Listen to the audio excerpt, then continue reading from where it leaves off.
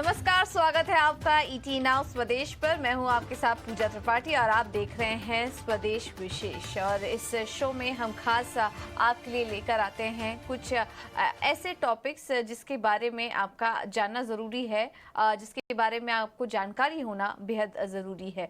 और आज हम बात करेंगे जो घर में डिमांड लौट रही है, हाउसिंग में जो डिमांड लौटते हुए नज़र आ रही है, उसके बारे में आज हम बात करेंगे।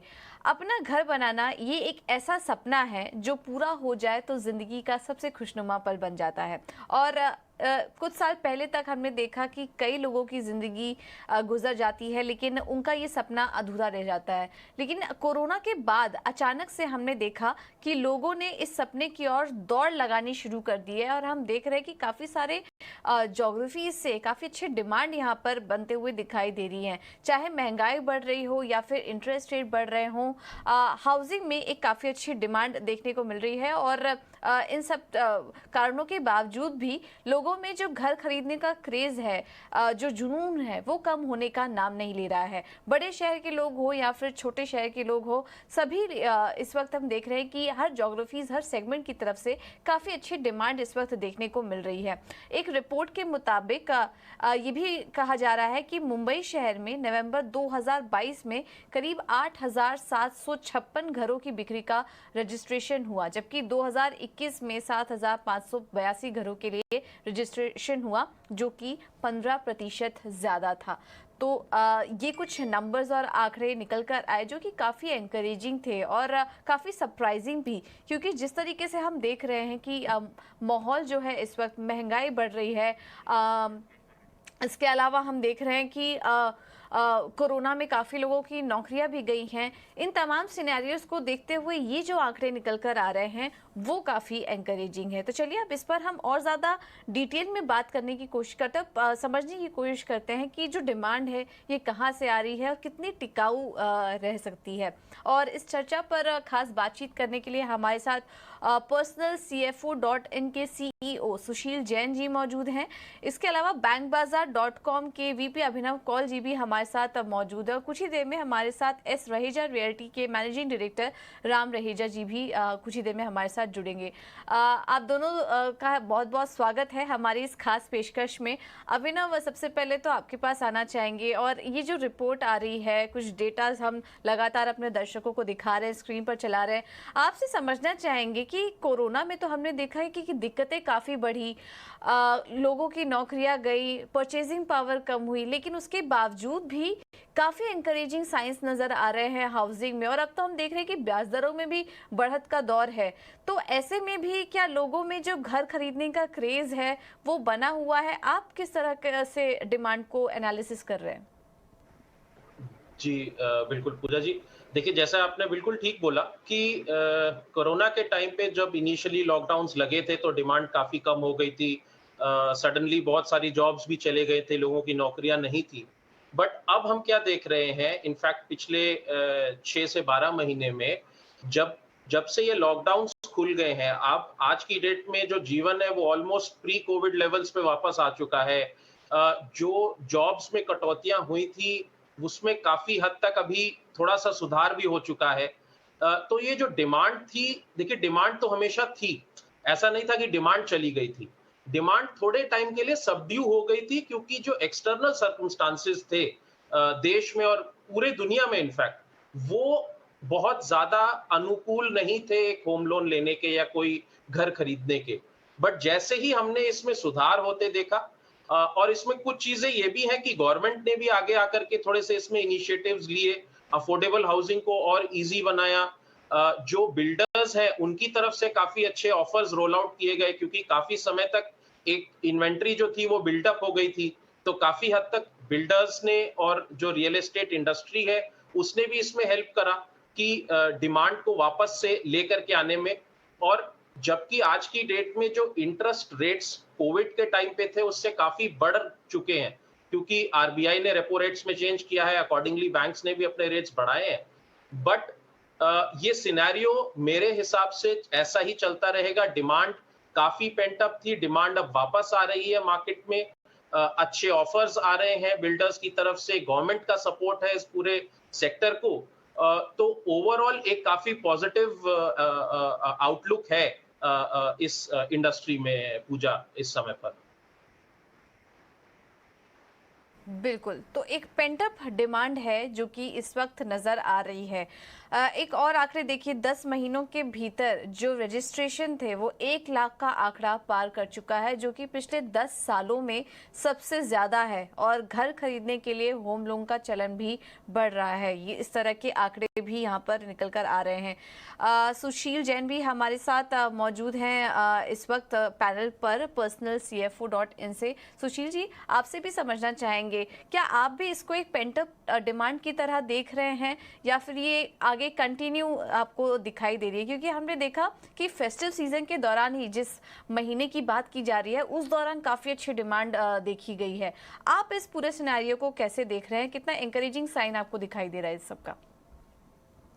जी पूजा जी, ये एक्चुअली क्या है, आफ्टर कोविड लोगों का और फाइनेंशियल प्लानर्स का, एडवाइजर्स का, इवन इंडिविजुअल्स का भी अपने फाइनेंस को लेके नजरिया चेंज हुआ है। और वो अब जैसे पहले तो रहते थे कि रेंट पे भी रह लेते थे और थोड़े छोटे घरों में भी रहते थे। नाउ अब ये है कि वो फुल्ली लाइफ को एंजॉय करना चाहते हैं। तो फाइनेंशियल प्लानिंग एंगल से भी लोग अब थोड़ा सा स्पेंडिंग हैबिट्स बढ़ी है उनकी।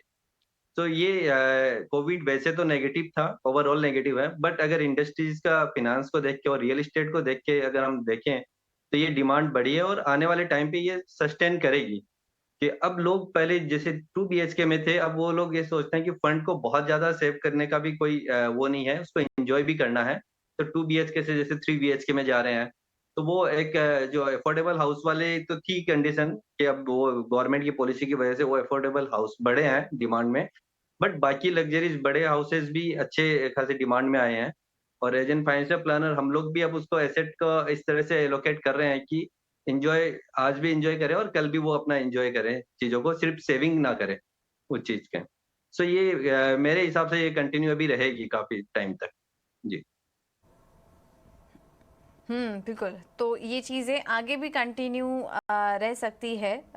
जो डिस्पोजेबल इनकम हम जिसे कह सकते हैं, वो भी काफ़ी आ चुका है अब लोगों के पास में, और उसको लोग अब इंजॉय करना चाह रहे हैं। तो इस वजह से भी हम देख रहे हैं कि एक लग्जरी लाइफ को लेने के लिए, एक प्रॉपर्टी को क्रिएट करने के लिए भी ये सेगमेंट काफ़ी अट्रैक्टिव इन्वेस्टमेंट के लिहाज से लोगों को नज़र आ रहा है।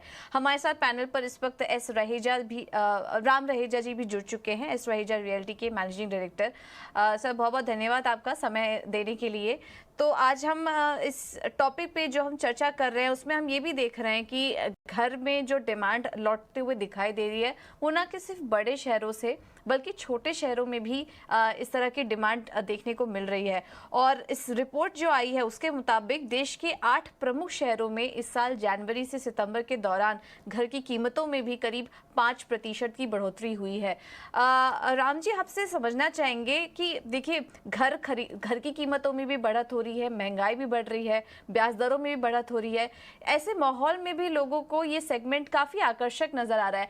इसके पीछे के ट्रिगर्स आप क्या देख रहे हैं?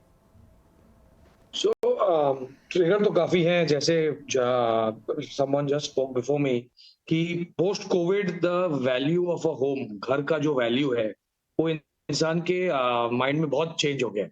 Everybody wants a bigger home, who's in a 2 wants a 3, who's in a 3 wants a 4। Weather फिर आप वो बॉम्बे में रह रहे हैं, बैंगलोर में रहे हैं, दिल्ली में है, पूना में है, इंदौर में है, आप जहां कभी भी हैं, सबको अपने इतना टाइम स्पेंड किया है घर पे।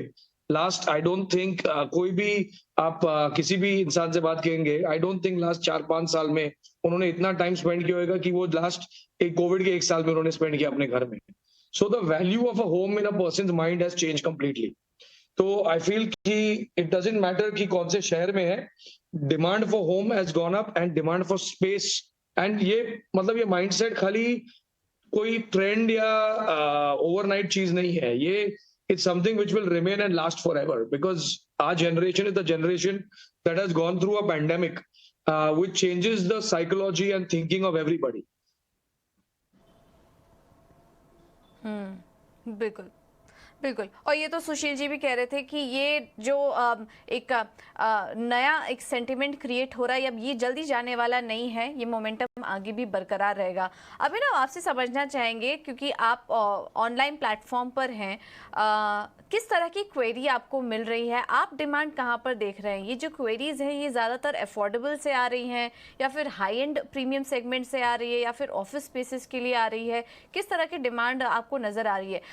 इसका जवाब दीजिए। और एक और इंटरेस्टिंग चीज़ मैं दर्शकों के साथ शेयर करना चाहूँगी, इसमें एक और भी डेटा निकल कर आया है कि महिलाओं में भी जो घर खरीदने का ट्रेंड है वो भी काफ़ी ज़्यादा बढ़ता जा रहा है। इस पर अपना व्यू शेयर करिए अभिनव जी। देखिए पूजा, डिमांड तो जैसे कि हमने ऑलरेडी डिस्कस कर लिया है, डिमांड बढ़ चुकी है फॉर व्हाटएवर रीजन। कुछ इसके साइकोलॉजिकल रीजंस हैं कोविड को लेकर के, कुछ रीजंस हैं जो मैंने आपको बताए थे, जैसे कि better offers, push from the government. सरकार ने काफी इसमें इन्वेस्ट किया है कि इस सेक्टर को बढ़ावा दिया जाए, क्योंकि ये जो सेक्टर है ये एक इकोनॉमी की आप कह सकते हैं बैकबोन होता है एग्रीकल्चर के बाद। इससे काफी सारे और इंडस्ट्रीज जुड़े होते हैं। तो एक चारों तरफ से एक साइकोलॉजिकल इफेक्ट तो है ही है, साथ में एक इकोसिस्टम जो है वो ओवरऑल डेवलप हो गया है। तो ये डिमांड, जैसा कि सबने बोला, ये डिमांड बढ़ रही है और ये बढ़ती जाएगी। जहां तक रहा, थोड़े से मैं आपको एक चीज और बता देता हूँ, साइकिल्स हैं। जैसे रेट ऑफ इंटरेस्ट की हम बात कर रहे थे कि रेट ऑफ इंटरेस्ट अभी जबकि बढ़ चुका है, उसके बावजूद डिमांड ऊपर जा रही है। तो देखिए रेट ऑफ इंटरेस्ट कैसा है कि ये तो साइक्लिकल प्रोसेस है। आज की डेट में ये ऊपर है, हो सकता है 2 साल बाद नीचे चला जाए। कोविड के टाइम पे ये ऑल टाइम लो पे था। तो ओवरऑल इसको एक एनवायरमेंटल इफेक्ट की तरफ से देखा जाएगा। नाउ कमिंग बैक, जो आपने क्वेश्चन स्पेसिफिक पूछा कि छोटे शहरों में जो डिमांड बढ़ रही है और वुमेन बोरोवर्स आगे आ रहे हैं, तो वो डेटा बिल्कुल एक्यूरेट है। जब आज से मान लीजिए 10 साल पहले अगर हम डेटा निकाल के देखते, तो जो घरों की होम लोन की डिमांड थी वो ज्यादातर मेट्रोज में या टीयर 1 टाउन्स में कंसंट्रेटेड थी। But over a period of time अब हमने देखा है कि टीयर 2, टीयर 3 टाउन्स में भी ये डिमांड बढ़ती जा रही है। एक तो इसका इफेक्ट है कि जैसे डिजिटाइजेशन हो रहा है, जितना डिजिटाइजेशन हो रहा है, बैंक्स और हमारे जैसे प्लेटफॉर्म्स और छोटे शहरों में जाकर के कस्टमर्स को लोन्स प्रोवाइड कर पा रहे हैं, एक वो रीजन है। जहां तक वुमेन बोरोवर्स की बात है, तो छोटे शहरों में बिल्कुल ये डिमांड बढ़ी है। इनफैक्ट बड़े शहरों में भी वुमेन बोरोवर्स अगर आप देखेंगे तो आगे आ रहे हैं। पहला रीजन तो इसका है कि आज से 20 साल पहले और आज की डेट में जो वुमेन है वो फाइनेंशियली इंडिपेंडेंट हो रहे हैं। सो जैसे जैसे फाइनेंशियल इंडिपेंडेंस आती जाएगी, आप देखेंगे कि सर्टेन परसेंटेज जो वुमेन बोरोवर्स का था over a period of time ये बढ़ता रहेगा। दूसरे कुछ रीजंस भी हैं इसके कि ऑब्वियसली एडिशनल बेनिफिट्स मिलते हैं। अगर कोई वुमन बोरोवर होते हैं, उनको स्टैम्प ड्यूटी रजिस्ट्रेशन में थोड़ा सा बेनिफिट मिलता है गवर्नमेंट के एंड से। इंटरेस्ट रेट्स, कई कई जगह पे जो लेंडर्स होते हैं वो बेटर इंटरेस्ट रेट्स देते हैं। तो कोई इसका एक स्पेसिफिक रीजन नहीं है, इसका अगेन एक एनवायरमेंटल इफेक्ट है चारों तरफ से जो आ रहा है। Women are getting more financially independent, इसलिए वो आगे आ रहे हैं to take these loans. Government की तरफ से बेटर स्कीम्स हैं, लेंडर्स की तरफ से बेटर स्कीम्स हैं इसको बढ़ावा देने के लिए। और ओवरऑल अगर आप देखें, को बोरोवर अगर 2 बोरोवर साथ में आकर के लोन लेते हैं तो आपकी एलिजिबिलिटी भी बढ़ जाती है, आपकी लोन की जो ओवरऑल रिक्वायरमेंट है वो पूरी हो सकती है। तो ये सारे फैक्टर्स हैं पूजा जो इस पे कंट्रीब्यूट करते हैं। बिल्कुल। सुशील जी, आपसे भी समझना चाहेंगे, मोरलेस सेम लाइन पर ही क्वेश्चन होगा, आप डिमांड कहाँ से देख रहे हैं? क्योंकि मेट्रो सिटीज़ में तो हमने डिमांड देखी ही थी, लेकिन अब ये जो छोटे शहरों से डेटा आ रहे हैं काफ़ी एनकरेजिंग साइंस हैं, ये आप कैसे देख रहे हैं और कौन कौन से सेगमेंट हैं जो कि इस ग्रोथ को कंट्रीब्यूट कर रहे हैं? वेल देखिए, ये छोटे जो हम लोग जैसे बी सिटी या सी सिटी कहते हैं, वहां पे अभी जो वर्क फ्रॉम होम का ट्रेंड चला था पीछे, तो उस टाइम पे काफी लोगों ने ये रियलाइज किया कि एक अपने होम टाउन में भी एक होना चाहिए। ज्यादातर तो मेट्रोज में ही जॉब करते हैं तो वहीं पे वो बाय करते थे ना। अब होम टाउन की तरफ जब लास्ट 1.5-2 साल रहे हैं वहां पे, तो एक अट्रैक्शन बना है होम टाउन पे। तो एक घर वहां पे होने का वो लोग प्लान कर रहे हैं ज्यादातर लोग, जैसे हम लोग करते हैं क्लाइंटों से बातें तो। और दूसरा जो आपने वुमेन्स का बोला, तो ये एक्चुअली जो अभी डिवाइड कर लिया गया है पूरा कि जितनी एसआईपीज वगैरह जो फीमेल का चलती थी, इनकम से चलती थी, वो सारा रियल एस्टेट पे लगा के, क्योंकि पेंडेमिक में आपने देखा होगा मार्केट भी काफी गिरा था उस टाइम पे। सो एक real estate being an Indians हमारे पास ये रहता है कि हाँ, घर का वैल्यू तो रहेगा ही सदा, वो कभी डाउन नहीं होगा। तो वो एक कंजर्वेटिव थिंकिंग कह लीजिए आप। और क्योंकि रियल एस्टेट रिटर्न भी अच्छा देता है लॉन्ग टर्म में भी, तो वहां पे वो वाला पार्किंग सारा एक साइड की इनकम पूरी उसमें जा रही है, वहां पे रियल एस्टेट बाय हो रहा है, वहीं पे होम लोन्स लिए जा रहे हैं, क्योंकि इनकम फीमेल की होती है, उसी के नाम पे रजिस्ट्री होती है, लोन भी लेने में सारे डॉक्यूमेंटेशन में भी आसानी होती है।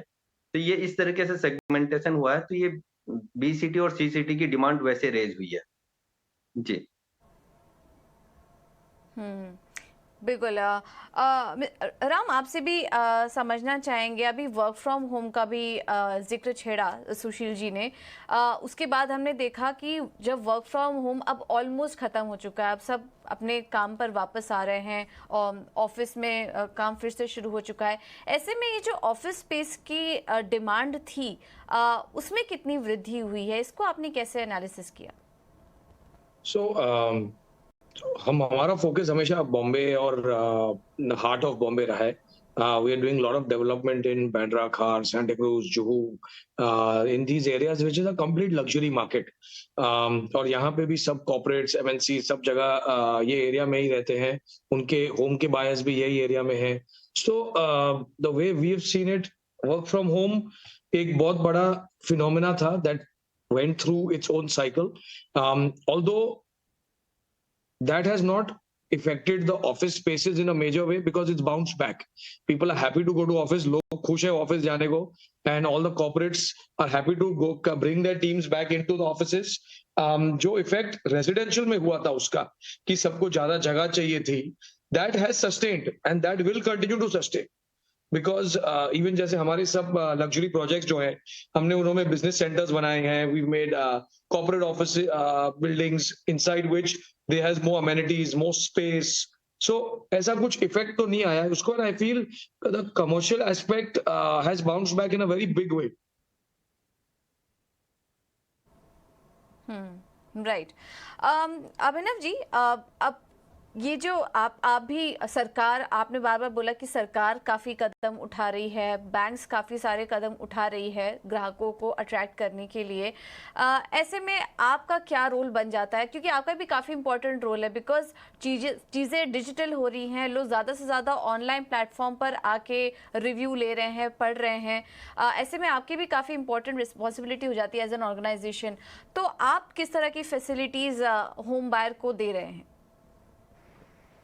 जी, पूजा देखिए, डिजिटाइजेशन आज की डेट में 100% इंडिया में आ चुका है। पहले के टाइम पे आज से अगर आप जस्ट 5 साल पीछे चले जाएं, तो आपको लोन लेने के लिए बहुत सारा पेपर वर्क करना पड़ता था, बहुत सारी फॉर्मेलिटीज करनी पड़ती थी, आपसे कोई मिलने आता था आपके घर पे या आप किसी ब्रांच में जाते थे। बट अब वो टाइम चला गया है। आज की डेट में अगर आप ना सिर्फ लोन या कोई और फाइनेंशियल प्रोडक्ट, आप कुछ भी देख लें, आपको हर इंडस्ट्री में देखेंगे कि डिजिटाइजेशन आ चुका है। चाहे वो घर पे आपको फूड डिलीवरी करानी है, उसके लिए भी अवेलेबल है, ग्रोसरीज मंगानी है, या सेम चीज है कि आपको अगर लोन लेना है। तो एज एन ऑर्गेनाइजेशन हमारा फोकस है कि हम कैसे किसी कस्टमर को फर्स्ट ऑफ ऑल सारी इंफॉर्मेशन दे सके, बिकॉज इंफॉर्मेशन देना और एक राइट डिसीजन लेना एक होम लोन के लिए बहुत जरूरी होता है। क्योंकि आज की डेट में मान लीजिए इंडिया में 50 लेंडर्स हैं, बट कस्टमर उस बेस्ट लेंडर को कैसे चूज करे जो कि उनके लिए बेनिफिशियल है। तो एक इंफॉर्मेशन, राइट इंफॉर्मेशन कस्टमर तक पहुंचाना सबसे ज्यादा जरूरी है। और दूसरा, उस लोन को या उस प्रोसेस को हम कस्टमर के लिए कितना इजी बना सकते हैं, उसको हम कितना टेक्नोलॉजी को यूज करके डिजिटाइज कर सकते हैं, जिससे कि उनको एक फैसिलिटी मिले, एक सुविधा मिले, घर बैठे बैठे सारी चीजें प्रोसेस हो सके। तो हमारा एज अ ऑर्गेनाइजेशन में कहूंगा ये 2-3 चीजों पे फोकस है। एक तो करेक्ट इंफॉर्मेशन कस्टमर पे जाना, उनके पास उनकी क्रेडिट ब्यूरो के बारे में उनको इंफॉर्मेशन होना कि उनकी क्रेडिट हिस्ट्री कैसी चल रही है, जिससे कि वो आगे यूज करके अपने लोन्स को सही रेट्स पे ले सके, कम इंटरेस्ट रेट्स पे ले सके। क्योंकि आजकल मार्केट में ऐसा हो गया है कि अगर आपका जो क्रेडिट स्कोर है वो अच्छा है तो बैंक्स आपको कम रेट ऑफ इंटरेस्ट पे लोन देने को भी तैयार हैं, और अगर आपका ब्यूरो जो है वो खराब है तो आपसे एक थोड़ा सा प्रीमियम चार्ज किया जाता है। तो ये सारी चीजें एज एन ऑर्गेनाइजेशन हम कर रहे हैं जिससे कि कंज्यूमर्स को बेनिफिट हो और कंज्यूमर्स एक राइट डिसीजन और एक राइट प्रोडक्ट ले सके अपने लिए। Right, and you are one of the stakeholders इस पूरे स्पेस में, क्योंकि आप भी उसमें मदद करते हैं। सुशील जी, आप से भी समझना चाहेंगे, अब इंसान में जो दिक्कत सबसे ज़्यादा फेस करनी पड़ती है वो होती है फर्स्ट टाइम होम बायर्स को, जो पहली बार घर खरीदने जा रहे हैं। उनके दिमाग में बहुत कन्फ्यूजन होती है जब वो प्रॉपर्टी लेने जाते हैं, पेपर वर्क क्या करना है, इंफॉर्मेशन का अभाव है, कहाँ कौन सी ज़मीन बेहतर है, कहाँ पे प्रॉपर्टी लेने से बचना चाहिए, काफ़ी सारी उनको चीज़ें देखनी पड़ती है जब पहली बार घर खरीदने जाते हैं। वहां पर उनकी मुश्किलें कम से कम हो सके, इसके लिए गवर्नमेंट को, स्टेक होल्डर्स को क्या कदम उठाने चाहिए? ऐसे तो काफी स्टेप्स गवर्नमेंट उठा ही रही है। अभी रेरा का भी आप देखो काफी अच्छा वो बना दिया है। जो एक पहले प्रॉब्लम आ रही थी कि कंस्ट्रक्शंस में डिले हो रहे थे, और दूसरा अगर आप बैंकिंग में जाएं तो आपको प्री अप्रूव्ड लोन मिल जाता है, तो आपको उससे आइडिया लग जाता है कि आपको कितना तक लोन मिलेगा और आप कितनी एलिजिबिलिटी है। वो आपको बाद में चेक करने की जरूरत नहीं, पहले ही आपको प्री अप्रूव्ड लोन मिल जाता है। अकॉर्डिंगली आप अपना साइट्स चेक कर सकते हैं कि आपको कहाँ लेना है, कहाँ बाय करना है। लेकिन ये कहाँ बाय करना है, ये डिसीजन लेने के पहले आपको ये पहले क्लियर करना होता है कि आप इसको इन्वेस्टमेंट के पर्पज से ले रहे हैं या रेसिडेंशियल पर्पज से ले रहे हैं, क्योंकि दोनों की ही चीजें अलग होगी। इन्वेस्टमेंट पर्पज में आप आरओआई देखते हैं, वहाँ के आने वाले टाइम पे नेक्स्ट 5 साल 10 साल में क्या ग्रोथ है वो देखते हैं। और रेसिडेंशियल अगर आप होते हैं तो वहाँ की नियर बाई की आपकी सुविधा के हिसाब से सब चीजें अवेलेबल है कि नहीं, अभी वो देखा जाता है। तो अगेन रेसिडेंशियल पर्पज में आप फिर रेडी टू मूव इन की तरफ जाते हैं, और इन्वेस्टमेंट्स के लिए आपको कंस्ट्रक्शन लिंक में जा सकते हैं, अच्छे बिल्डर्स के साथ आप जाइए, अच्छी रेट्स में आपको मिल जाते हैं वो। तो ये कुछ चीजें हैं, ये आपको पहले देखनी होती है। और डॉक्यूमेंटेशन है, ड्यू डिलीजेंस आप पूरा करें, अच्छे बिल्डर्स के साथ करेंगे तो वो लोग काफी हेल्प खुद ही कर देते हैं कि आपको क्या क्या चीजें डॉक्यूमेंट्स होने चाहिए, प्रिपेयर करने में भी हेल्प करते हैं वो लोग। तो काफी कुछ स्ट्रीमलाइन हुई है अभी, लेकिन काफी कुछ होना और बाकी भी है जी। राम, आपसे भी यही सवाल होगा, आपको क्या लगता है क्या क्या कुछ कदम उठाने चाहिए जिससे जो घर खरीदने का जो पूरा प्रोसेस है, क्योंकि काफ़ी बड़ा सपना होता है किसी के लिए, अगर घर खरीदने की प्रक्रिया इसमें और आसान हो सके फिर तो कहना ही क्या। आपको क्या लगता है क्या क्या स्टेप्स उठाने चाहिए बिल्डर्स को, बैंक्स को या फिर सरकार को, जिससे ये जो पूरा प्रोसेस है ये थोड़ा और सिंप्लीफाई हो सके? जो जैसे इन्होंने करेक्टली कहा, अब रेरा आ चुका है, buyers is completely protected. There is जो भी हम लोग के इंस्टॉलमेंट आते हैं सब कुछ एस्क्रो में जाते हैं, all everything is very streamlined. तो आई थिंक जो हमारा जो इंडस्ट्री पहले था थोड़ा अनरेगुलेटेड था, today real estate is a regulated industry. ये कम्प्लीटली प्लान्ड है, अभी सब कुछ कम्प्लीटली स्ट्रीमलाइंड है। और when it comes to home loans, building में एपीएफ होना जरूरी है। जैसे हमारे पास एस रहेजा में we are tied up with private banks like HDFC, you are tied up with public banks like your government banks like SBI. So we give the option to the buyer कि आपको किसके साथ home loan लेना है, आप हमें बताइए, हम सब ऑर्गेनाइज करके आपको देंगे। सो बायर को complete end to end solution even the developer gives, and बहुत सारे ऐसे ऑर्गेनाइजेशन है वो भी उनकी मदद करते हैं। सो डेफिनेटली ये जो स्टेप है, it's a very emotional step जब आदमी घर खरीदता है। It is the most expensive thing, मतलब आप बोलते हैं ना, it is the most expensive paycheque you cut in your life. तो सबसे महंगी चीज जो आप खरीद सकते हो वो घर है। तो जब आप अपना घर खरीदता है, एटलीस्ट उसकी हर सुविधा पूरी होनी चाहिए, उसको पेपर वर्क परफेक्ट होना चाहिए, उसमें कोई ग्रे एरियाज नहीं होने चाहिए। And looking ahead and looking in the past, the reputed builder has always done that. Right right. Abhinav ji, अब आपसे सवाल है, क्योंकि आप बैंक्स को भी और ये जो पूरा रेट, इंटरेस्ट रेट सिनेरियो है उसको भी काफ़ी आप क्लोजली ट्रैक कर रहे होंगे। अभी एमपीसी बैठक भी होने वाली है, ये जो पूरा इंटरेस्ट रेट सिनेरियो चल रहा है, क्या इसका कुछ इम्पैक्ट आप देख रहे हैं होम लोन बायर्स पे? क्योंकि हम देख रहे हैं कि बढ़त का दौर अभी ख़त्म तो नहीं होगा, जारी ही रहेगा आने वाले समय में। तो क्या इसका कुछ इम्पैक्ट आप देख रहे हैं होम लोन बायर्स पर? जी देखिए जो इफेक्ट है वो जैसे मैंने पिछले वाले क्वेश्चन में भी कहा था ये साइक्लिक प्रोसेस है। रेट्स जब कोविड के टाइम पे सबसे कम हो गए थे होम लोन के जो कि पिछले 10 सालों में सबसे कम थे। करीब 7 सवा 7% तक 7.5% तक रेट आ गए थे। अब आज क्योंकि इन्फ्लेशनरी प्रेशर्स हैं, उसकी वजह से आरबीआई को कुछ डिसीजंस लेने पड़ रहे हैं जिससे कि रेपो रेट बढ़ रहा है। रेपो रेट बढ़ रहा है तो आपका जो होम लोन का लिंक्ड रेट है वो भी बढ़ेगा। तो और ये परमानेंट नहीं है कि हो सकता है अभी 1-2 साइकिल्स बढ़ेगा, उसके बाद थोड़े टाइम स्टेबल हो जाए और फिर जैसे ही ये इन्फ्लेशनरी प्रेशर्स कम होंगे आप इसका रिवर्सल भी देखेंगे आगे आने वाले समय में। तो ये एक हमेशा से साइकिल रहा है, कभी ऐसा नहीं हुआ है कि परमानेंटली हाई रहेगा या परमानेंटली लो रहेगा।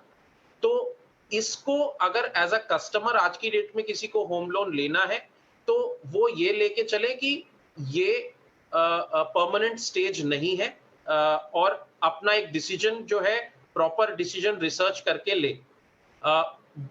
कमिंग टू एग्जैक्ट जो बढ़ोतरी हुई है अगर आप अप्रैल से अभी दिसंबर चल रहा है इसके बीच में देखें तो ऑलमोस्ट करीब करीब 1.5% का जो रेट ऑफ इंटरेस्ट है वो बढ़ चुका है बैंकों की तरफ से।